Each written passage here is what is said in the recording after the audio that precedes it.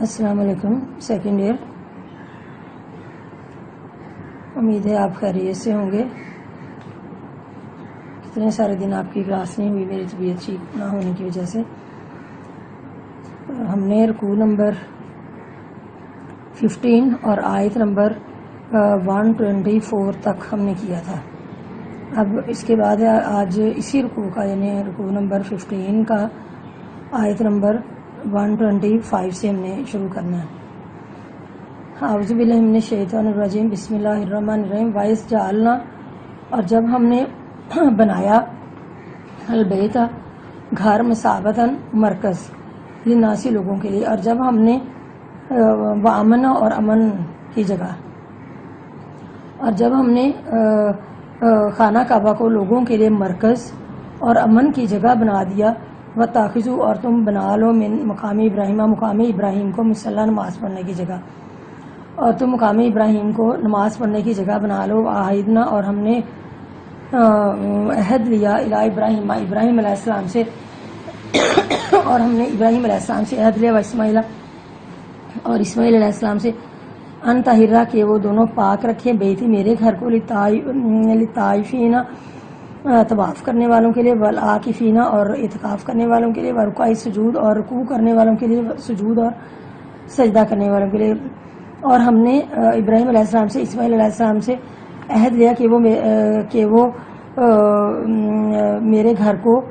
طواف کرنے والوں کے لیے، اعتکاف کرنے والوں کے لیے، رکوع کرنے والوں کے لیے اور سجدہ کرنے والوں کے لیے پاک رکھیں۔ وَإِذْ قَالَ، اور جب کہا ابراہیم علیہ السلام نے، رب اجعل، کہ اے میرے رب بنا دے تو ھذا بلدن، اس شہر کو امن والا، کہ تو اس شہر کو امن والا بنا دے، ورزق، اور تو رزق دے، اہلہ، اس کے رہنے والوں کو، اور اس کے رہنے والوں کو تو رزق دے، من الثمرات، پھلوں میں سے، من آمنا، جو کوئی ایمان لائے، منہم، ان میں سے، باللہ، اللہ پر، والیوم الآخر، اور یوم آخرت پر، اور ان میں سے جو کوئی اللہ تعالیٰ پر اور یوم آخرت پر ایمان لائے، قالا،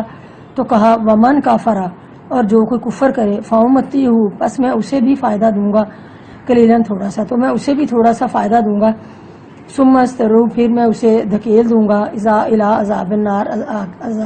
عذاب آگ کی طرف، پھر اسے عذاب آگ کی طرف دھکیل دوں گا، وبئس المصیر، اور وہ بہت بری آرام گاہ ہے۔ وَإِذْ يَرْفَعُ، اور جب اٹھا رہے تھے ابراہیم علیہ السلام قواعدہ، بنیادیں، من البیت، گھر کی، و اسماعیل، اور اسماعیل علیہ السلام، اور جب حضرت ابراہیم علیہ السلام اور حضرت اسماعیل علیہ السلام اس گھر کی بنیادیں یعنی اللہ کے گھر کی بنیادیں اٹھا رہے تھے، ربنا، تو ساتھ یہ دعا بھی کر رہے تھے، ربنا، اے ہمارے رب، تقبل، تو قبول فرما اس کو، منا، ہم سے، تو اس کو ہم سے قبول فرما، انکا، بے شک، انت سمیع العلیم، بے شک تو سننے والا اور جاننے والا، یعنی اس کو قبول فرما، اس کابش کو جو ہم نے تیرے گھر کے لیے کی، یہ اس کو ہمارے اللہ تعالیٰ قبول فرما۔ ربنا، اے ہمارے رب، واجعلنا، اور تو بنا دے ہمیں مسلمان لاکھا، اپنے لیے، اور تو ہمیں اپنا، مسلمان کا مطلب ہے کہنا ماننے والا، فرما بردار، اور تو ہمیں اپنا فرما بردار بنا لے، ومن ذریتنا، اور ہماری اولاد کو بھی امت مسلمتاً، فرما بردار، اور ہماری اولاد کو بھی فرما بردار امت بنا لے، لاکھا اپنی، وَآرِنَا، اور دکھا دے ہمیں مناسکنا، مناسک حج، اور تو ہمیں مناسک حج سکھا دے، وَتُبْ عَلَيْنَا، اور ہماری طرف توجہ فرما، یا ہمیں معاف فرما دے، اِنَّکَ أَنْتَ التَّوَّابُ الرَّحِيمُ، بے شک تو توبہ قبول کرنے والا، رحم فرمانے والا ہے۔ ربنا، اے ہمارے رب، وابعث، اور بھیج تو فیہم، ان میں، رسولاً، ایک رسول، منہم، انہی میں سے، اور تو ان میں ایک رسول انہی میں سے بھیج، یتلو، جو تلاوت کرے، علیہم، ان پر، آیاتک، تیری آیات کی، جو ان پر تیری آیات کی تلاوت کرے، وَيُعَلِّمُهُمُ الْكِتَابَ، اور ان کو کتاب کی تعلیم دے، والحکمت، اور حکمت کی، وَيُزَكِّيهِمْ، اور ان کا تزکیہ کرے، اِنَّکَ أَنْتَ الْعَزِیزُ الْحَکِیمُ، بے شک تو زبردست حکمت والا ہے۔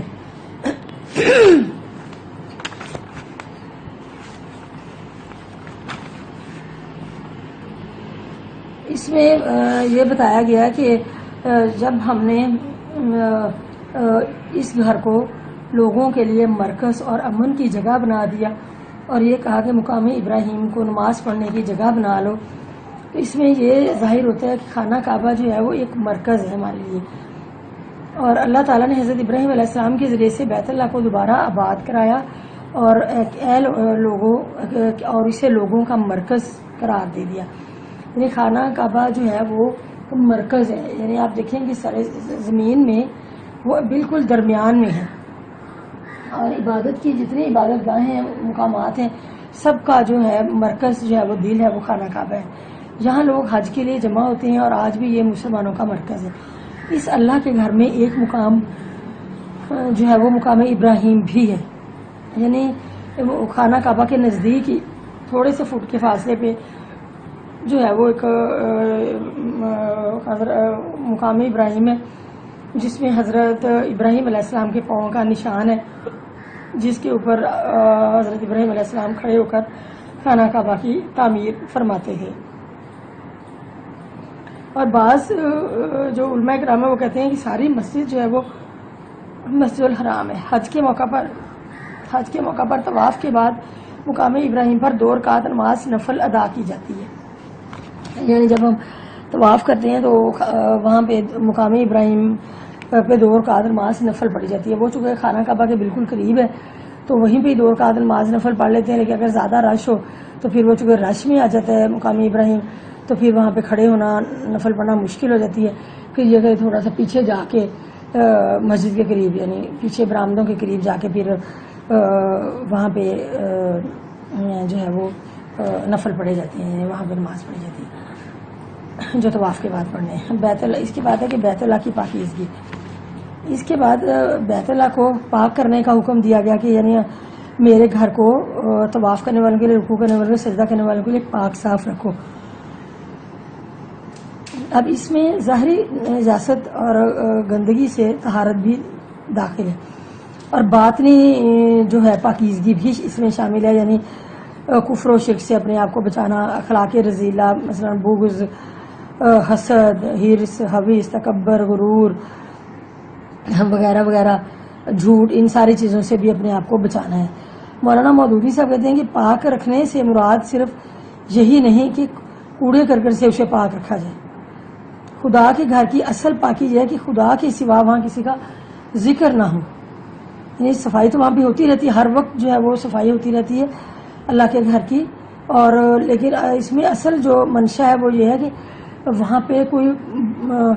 بتوں سے پاک کیا جائے. یعنی اللہ کسی اور کا وہاں نام نہ لیا جائے سوائے اللہ تعالیٰ کی, کسی کا ذکر نہ ہو وہاں پہ.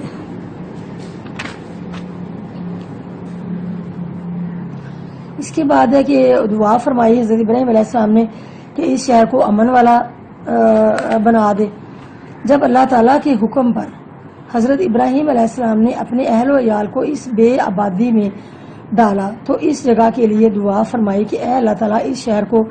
امن والا بنا دے, یہاں قتل و غارت نہ ہو, کفار کے قبضے اور مصیبتوں سے یہ شہر محفوظ رہے. یہ دعا قبول ہوئی. یعنی جب حضرت ابراہیم علیہ السلام نے اپنی بیوی اور بچے کو وہاں پہ چھوڑا تو وہ ایک بیابان جنگل تھا. جنگل یعنی ایک پہاڑ تھے, وہاں پہ کوئی آبادی نہیں تھی, کچھ بھی نہیں تھا, اور رات کی تاریکی میں وہاں پہ چھوڑا. اور یہ دیکھیں کہ دن میں ہی اگر اس طرح کے حالات میں کہیں پہاڑوں میں اکیلی عورت کو اور بچے کو چھوڑے تو وہ عورت ہی خوف سے مر جاتی ہے. لیکن وہ رات کا وقت تھا, اور پہاڑ بھی ایسے ہیں وہ وہاں کے صفا مروہ کے ساتھ کے سیاہ پہاڑ ہیں کہ دن میں ہی خوف آتا ہے, لیکن وہ رات کے ٹائم وہاں پہ چھوڑا. اور جب چھوڑ کے جانے لگے تو انہوں نے پوچھا کہ ہمیں کیوں یہاں چھوڑا ہے, تو انہوں نے جواب دیا حضرت ابراہیم علیہ السلام نے کہ اللہ کے حکم سے. یعنی وہاں پہ وہ رہی, اور ساتھ ہی حضرت ابراہیم علیہ السلام نے یہ دعا فرمائی کہ اے اللہ تعالیٰ اس شہر کو امن والا بنا دے, یہاں قتل و غارت نہ, کیونکہ وہاں پہ کبھی کبھار تجارتی قافلے گزرتے ہوتے تھے, اور اکثر تجارتی قافلے وہ ایک دوسرے کو لوٹ لیا کرتے تھے. تو اس وجہ سے انہوں نے یہ دعا فرمائی, اور یہ حضرت ابراہیم علیہ السلام کی دعا قبول ہوئی. اور آج بھی یہ شہر عالم اسلام کا مرکز ہے, اور اس گھر کے دشمن کبھی بھی اس پر قبضہ نہیں کر سکتے. اصحاب فیل کا واقعہ جو ہے وہ پڑھا ہوگا آپ نے کہ کس طرح سے انہوں نے ہاتھیوں کے ساتھ حملہ کیا اور خانہ کعبہ کو تباہ کرنے کے لیے, اور کس طرح سے اللہ تعالیٰ نے جو ہے وہ اس کو کس طرح سے اللہ تعالیٰ نے پھر مسلمانوں کا ان کا اہل عرب کا ان کا ساتھ دیا اور مومنین کا، اور کس طرح سے اللہ تعالیٰ نے ابابیل پرندے بھیجے اور جن کی منہ میں چھوٹی چھوٹی کنکریاں تھیں پتھر کی، اور وہ جس ہاتھی کو لگتی تھی وہ وہیں پہ ڈھیر ہو جاتا تھا، اور جن لوگوں کو لگتی تھی جو لے کر آئے تھے وہ سارے وہ بھی مر گئے اور سارے کے سارے ہاتھی بھی ختم ہو گئے۔ یہ حضرت محمد صلی اللہ علیہ وسلم کی پیدائش سے تقریباً 50 دن پہلے کا واقعہ ہے۔ اس طرح زمانہ جاہلیت میں بھی یہ جگہ امن و امان اور عزت و تکریم کی تھی، یہاں پہ جانوروں کا شکار تک جائز نہیں تھا۔ اس کے ساتھ یہ دعا بھی کی گئی کہ اس شہر کے باشندوں کو پھلوں کا رزق عطا فرمائیے، یعنی پھلوں کے ذریعے سے روزی دیجیے۔ تو اللہ تعالیٰ نے پھلوں کے ذریعے سے یہاں پہ روزی دے دی کہ وہاں پہ انگور پیدا ہوتے ہیں، کھجوریں پیدا ہوتی ہیں، اور باقی دیگر جو ہے فصلیں وغیرہ تو بہت کم ہی ہوتی ہیں۔ مکہ آگے طائف کی طرف چلے جائے تو وہاں پہ گرینری ہے اور وہاں پہ کچھ فصلیں ہوتی ہیں، اور پھل وغیرہ وہاں پہ اور انار وغیرہ طائف کے بہت مشہور ہیں، اور وہ پھل وغیرہ بہت ہوتے ہیں لیکن دیگر اجناس جو ہیں وہ کم ہی ہوتی ہیں۔ تو یہ اللہ تعالیٰ، یہ حضرت ابراہیم علیہ السلام کی دعا تھی کہ اللہ تعالیٰ نے پھلوں کے ذریعے سے ان کو روزی، یعنی اللہ تعالیٰ نے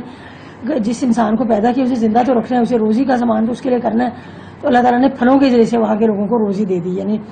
کھجوروں کے ذریعے سے۔ تو اب بھی وہاں پہ بہت سارے لوگ ہیں جو مغرب کی نماز ہوتی ہے تو خانہ کعبہ میں صفیں دسترخوان بچھا دیتے ہیں اور وہاں پہ کھجوریں لا کے رکھ دیتے ہیں، اور وہ لوگ وہاں پہ کھاتے ہیں اور پانی پیتے ہیں، اور زمزم، اور یہ ان کے لیے اب تک بھی ان کے لیے خوراک ہے۔ لیکن اب تو زمانہ جدید ہے تو لوگوں کے لیے اور بہت ساری چیزیں باہر سے آتی ہیں اور کھاتے ہیں، لیکن اس زمانے میں زیادہ تر لوگوں کی خوراک کا جو ذریعہ ہوتا تھا وہ کھجوریں ہی ہوتا تھا۔ اس کے بعد ہے کہ حضرت ابراہیم علیہ السلام کی دعا۔ اب دیکھیں کہ حضرت ابراہیم علیہ السلام اور حضرت اسماعیل علیہ السلام جو خانہ کعبہ کی بنیادیں اٹھا رہے تھے تو وہ دعا فرما رہے تھے کہ اے اللہ تعالیٰ ہم سے یہ نیک تعمیر قبول فرما، یعنی جو ہم تیرے گھر کے لیے جو کچھ اسٹرگل کر رہے ہیں، جو کوشش کر رہے ہیں اس کی تعمیر کے لیے، تو اس کو ہم سے قبول فرما، بے شک تو دعاؤں کا سننے والا ہے۔ اے اللہ تعالیٰ ہم کو تو فرما بردار بنا دے اور ہماری اولاد کو بھی اپنے احکامات پر چلا، اور ہمیں حج کے قاعدے بتا دے، اور ہم کو تو معاف کر دے، بے شک تو توبہ قبول کرنے والا، رحم کرنے والا ہے۔ جب اولاد کا ذکر آیا کہ تو ہماری اولاد کو بھی فرما بردار بنا دے، تو یہی معاملہ ہماری اولاد کے ساتھ بھی ہو، تو اللہ تعالیٰ نے جواب دیا کہ میرا وعدہ ظالموں کے لیے نہیں ہے، یعنی جو نیک لوگ ہوں گے ان کے ساتھ ان کے اعمال کے حساب سے سلوک ہوگا۔ آگے مناسک حج۔ مناسک جو ہے، منسک کی جمع ہے، یعنی مناسک کہتے ہیں کہ جو حج کے طریقے ہیں ان کو کہا جاتا ہے مناسک، اور جو مقامات ہیں جیسے عرفات ہے، منا ہے، مزدلفہ ہے، یہاں پہ بھی حاضری ضروری ہوتی ہے، اور جو عرفات ہے وہاں پہ تو ویسے ہی جو ہے وہ جانا لازمی ہوتا ہے کہ اگر کوئی بیمار ہے، اسٹریچر پہ بھی ہے، کسی کو سینسز میں بھی نہیں ہے، وہ کچھ بھی ہے، لیکن وہاں پہ عرفات پہنچنا اس کا ضروری ہوتا ہے، چاہے ایمبولینس میں اسے لے جائیں اور وہاں پہ پھیرا دلا کے میدان عرفات میں لا کے اسے اسٹریچر پہ ڈال دیں ہاسپٹل میں، تو تب بھی اس کا حج ہو جائے گا۔ لیکن جو ہے وہ اگر وہ عرفات میں نہیں گیا، میدان عرفات نہیں پہنچا، باقی انہیں سارے اعمال تو نہیں، وہ کر ہی نہیں سکتا، لیکن وہ عرفات بھی نہیں جا سکا تو اس کا حج نہیں ہے۔ باقی جو کنکریاں مارنے کا جو مرحلہ ہے وہ تو کوئی اس کی طرف سے دوسرا بھی مار سکتا ہے، بیمار کی طرف سے، اور مزدلفہ میں بھی قیام ضروری نہیں ہے، اگر کوئی مجبوری ہے کسی کی شدید تو وہ اسکپ کر سکتا ہے، وہ سیدھا جو ہے وہ چلا جائے۔ اگر مینا میں بھی اگر کوئی قیام نہیں کر سکتا تو وہ یہ بھی ضروری نہیں ہے، وہ اگر کوئی بیمار ہے تو مجبوری اتنی شدید ہے تو اس صورت میں، عام مجبوری میں نہیں، روٹین میں، تو وہ پھر سیدھا وہاں پہ جائے خانہ کعبہ میں، اور اس کا حج ہو جاتا ہے۔ یعنی اگر وہ عرفات کا پھیرا دلا دے، باقی سارا کچھ ہی نہ کر سکے تو بھی اس کا حج ہو جاتا ہے۔ اگر وہ عرفات نہیں پہنچ سکا، باقی سارا کچھ اس نے کر لیا، طواف بھی کر لیا اور باقی معاملات بھی کر لیے ہیں، لیکن وہ عرفات نہیں گیا تو اس کا حج نہیں ہوتا۔ اللہ تعالیٰ نے مقامی حج کو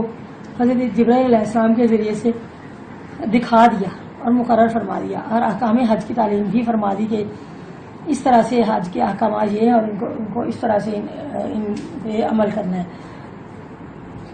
حضرت ابراہیم علیہ السلام، حضرت اسماعیل علیہ السلام اس دعا کے ضرور میں نبی صلی اللہ علیہ وسلم کی تشریف آوری بھی کہ اگر تاکہ آپ صلی اللہ علیہ وسلم لوگوں کو اللہ کی آیات سنائیں اور انہیں کتاب اور حکمت کی تعلیم دے اور انہیں غلاستوں سے، گندگیوں سے، ناپاکیوں سے پاک کر دے، اور اللہ تعالیٰ نے ان کی اس دعا کو قبول فرما لیا اور حضرت محمد صلی اللہ علیہ وسلم کو اللہ تعالیٰ نے اس دنیا میں بھیجا اور آپ کے ماننے والے جو ہیں وہ مسلمانوں کی ایک جماعت قائم کر دی جو اللہ تعالیٰ کی احکامات کی پیروی کرنے والی تھی، جو کہ دین کی وارث بن گئی۔ یعنی انہوں نے نہ صرف خود اللہ تعالیٰ کے احکامات پہ عمل کیا بلکہ انہوں نے دوسروں تک بھی اس پیغام کو پہنچایا اور انہوں نے آگے اس پیغام کی تبلیغ کی اور باقی لوگوں نے بھی اس پہ عمل کیا۔ اب آگے آخر میں بتایا ہوا ان آیات میں کہ حضرت محمد صلی اللہ علیہ وسلم کو دنیا میں بھیجنے کا کیا مقصد تھا۔ تو اللہ تعالیٰ نے حضرت محمد صلی اللہ علیہ وسلم کو دنیا میں بھیجنے کے 3 مقاصد بیان فرمائے۔ پہلی چیز جو تھی وہ اس میں یہ تھی کہ وہ قرآن پاک کی تلاوت کریں، یعنی پہلا کام ان کا یہ تھا کہ اپنی امت کے سامنے قرآن پاک کی تلاوت کریں، یعنی اللہ تعالیٰ کا کلام پہنچانا وہ رسول اللہ صلی اللہ علیہ وسلم کی جو ہے وہ پہلی یعنی ان کی ذمہ داری ہے۔ رسول اللہ صلی اللہ علیہ وسلم اللہ تعالیٰ کے کلام کو پڑھتا ہے اور لوگوں کو سناتا ہے اور اس پر خود بھی عمل کرتا ہے اور دوسروں کو بھی اس کو پڑھنے اور اس پر عمل کرنے کی تاکید فرماتا ہے، کیونکہ نہ صرف اس کو پڑھنا بلکہ اس کے جو احکامات اس میں بیان کیے گئے ان پہ عمل بھی کرنا۔ اس کے بعد ہے کہ کتاب کی تعلیم، یہاں کتاب سے مراد ہے اللہ کی کتاب، یعنی کتاب اللہ، یعنی اللہ کی کتاب یعنی قرآن پاک۔ حکمت سے مراد ہے آپ صلی اللہ علیہ وسلم کی جو ہے وہ مفسرین سنت مراد ہے۔ اللہ تعالیٰ نے اپنی کتاب نازل فرمائی اور حضرت محمد صلی اللہ علیہ وسلم کو معلم کے طور پہ مبعوث فرمایا، اور معلم بھی ایسا تھا یعنی حضرت محمد صلی اللہ علیہ وسلم جو اللہ تعالیٰ سے بذریعہ وحی ہم کلام ہے۔ تو اسلام نے نبی اور رسول کا نام دیا ہے، اس لیے قرآن پاک میں رسول کو دنیا میں بھیجنے کا مقصد قرار دیا کہ وہ قرآن پاک کے معنی اور احکامات وضاحت کے ساتھ لوگوں کو بیان فرمائے، اس کی تشریح کر کے لوگوں پہ اس کی ان احکامات کی جو اللہ تعالیٰ نے نازل فرمایا ان کی وضاحت کر دیں۔ اور آپ صلی اللہ علیہ وسلم نے فرمایا انما بعثت معلما کہ میں تو معلم بنا کر بھیجا گیا ہوں۔ اس کے یہ تھے 2 مقاصد۔ اس کے بعد تیسرا مقصد جو تھا وہ تھا تزکیہ نفس، یعنی وہ لوگوں کو کتاب کی تعلیم دیتا ہے، حکمت کی تعلیم دیتا ہے اور لوگوں کو تزکیہ کرتا ہے، ان کے نفس کا تزکیہ کرتا ہے۔ تو تیسری بات جو ہے وہ نفس کا تزکیہ تھا۔ حضرت محمد صلی اللہ علیہ وسلم کا تیسرا جو فرض تھا ان کا یہ تھا کہ وہ ان کا تزکیہ کریں، ان کو پاک کر دیں۔ اب پاک کرنے سے مراد ہے کہ ظاہری پاکیزگی نہیں ہے صرف اس میں کہ صرف ظاہری پاکیزگی سے پاک کرے گا، اپنے کپڑے پاک صاف رکھیں، لباس پاک صاف رکھیں، بلکہ لباس کو بھی پاک صاف رکھیں۔ اس کے ساتھ ساتھ جو زیادہ ضروری چیز ہے وہ یہ ہے کہ اپنے آپ کو جو ہے وہ شرک سے، یعنی بتوں کی جو پوجا کرتے تھے اس سے، شرک سے اور تکبر سے، حسد سے، بغض سے، جھوٹ سے، یعنی ان ساری باتوں سے بھی پاک کرنا مقصد تھا۔ اور عملی طور پر قرآن ان امور کی وضاحت جو ہے وہ آپ صلی اللہ علیہ وسلم نے احادیث میں فرما دی ہوئی ہے کہ کس طرح سے اپنے آپ کو پاک کرنا ہے، نہ صرف یہ کہ ظاہری پاکیزگی کا خیال رکھنا ہے بلکہ جو دوسری نجاست ہے جیسے کفر، شرک، حسد، بغض، جھوٹ وغیرہ ان سے بھی اپنے آپ کو پاک کرنا ہے۔ چلیں جی، اللہ حافظ۔